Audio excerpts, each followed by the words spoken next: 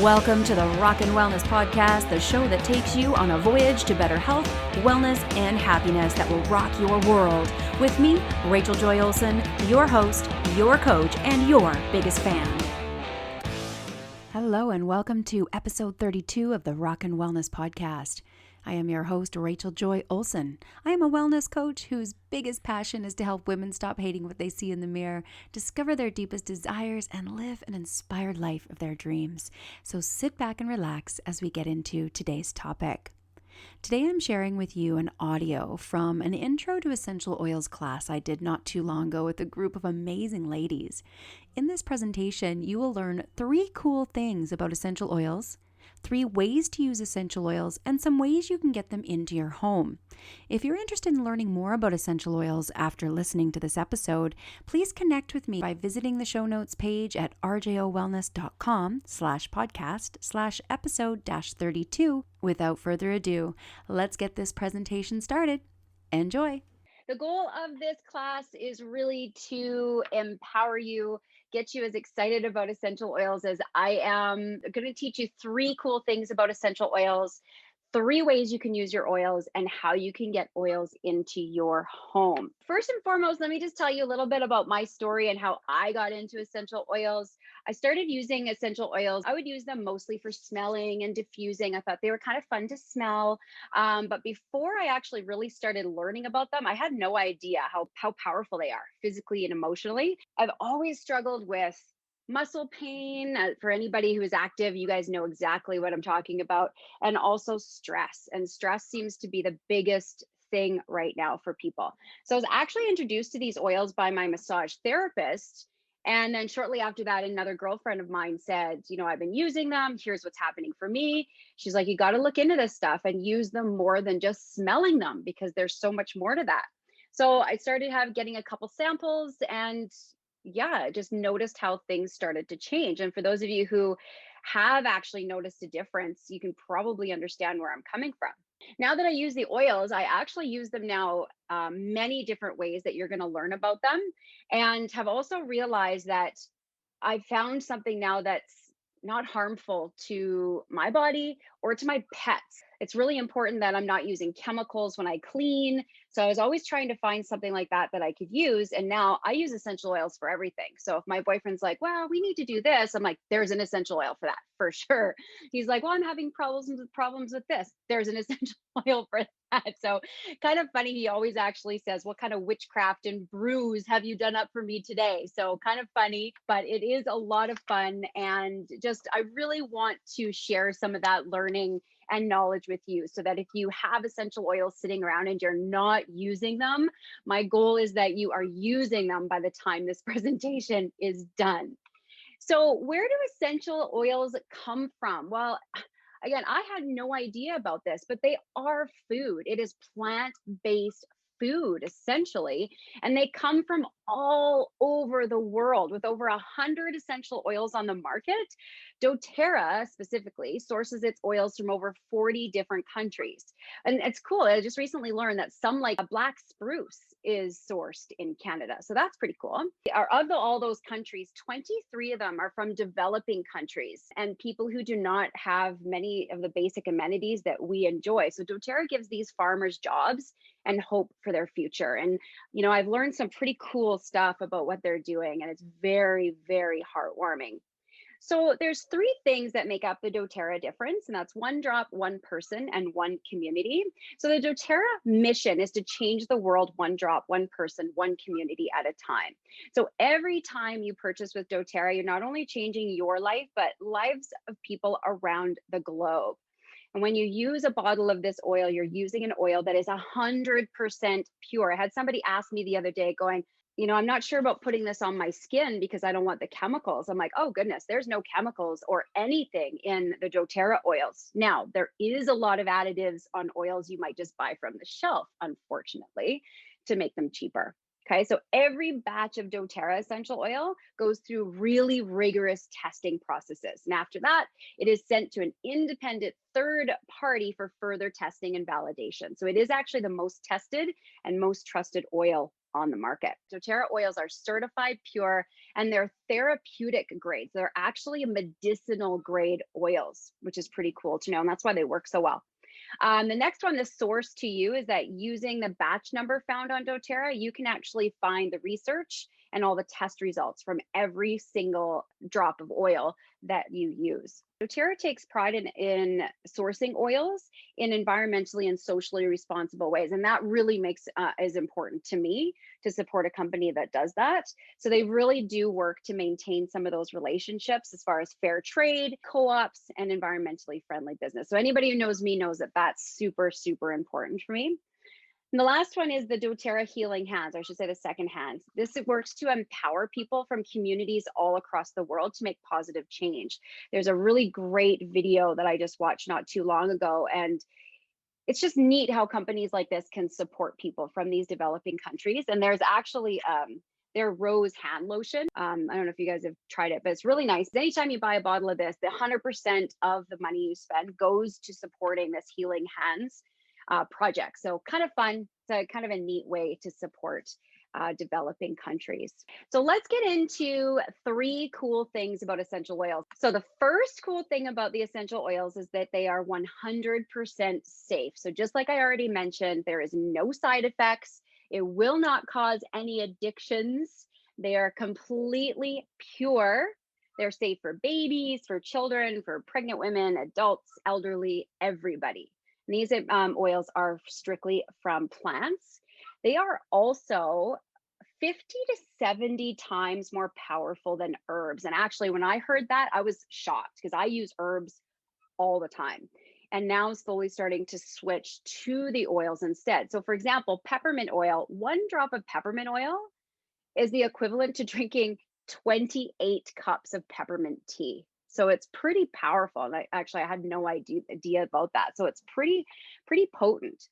So all oils are potent and they can get pretty strong. So let's say, for example, if you were actually in front of me right now, I'd have you put peppermint on your hands. But let's say you put peppermint on your hands and you rubbed your eye. Well, it's probably going to sting. So you can actually use another oil like olive oil or coconut oil to go in there right after that to soothe that. So if you ever get any of those stingy oils on you, it's a way to actually help with that sting.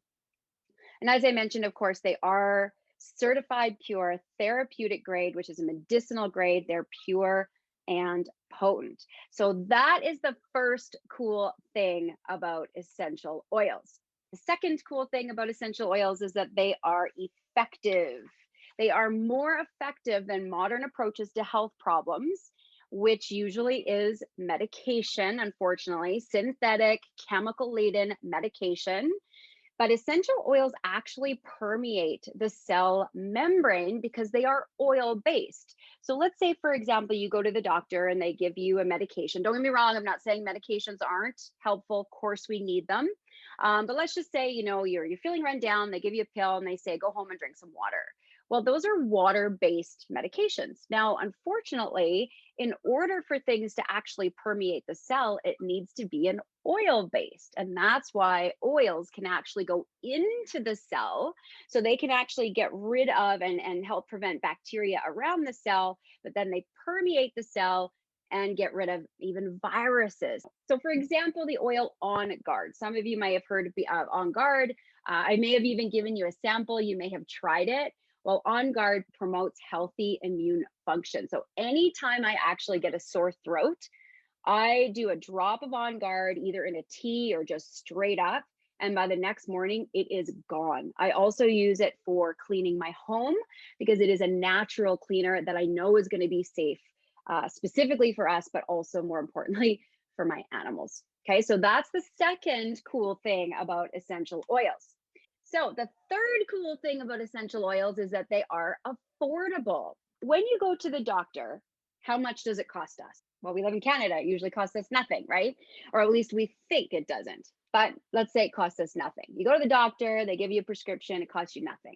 But then how much does it cost you to get that prescription filled? Well, it might only cost you a little bit because you might have benefits. Maybe you don't, so it costs more. Some people spend lots of money on prescriptions. But let's just say, how much does it cost to put the gas in the car to actually go to the doctor and then go to the pharmacist? Obviously, it costs some money. Essential oils are actually literally pennies per dose. And sometimes people say, oh God, a bottle of this is that much. But when you think about it, there's like 200 and some drops in a bottle, and it literally breaks down to like pennies per dose and can be super effective.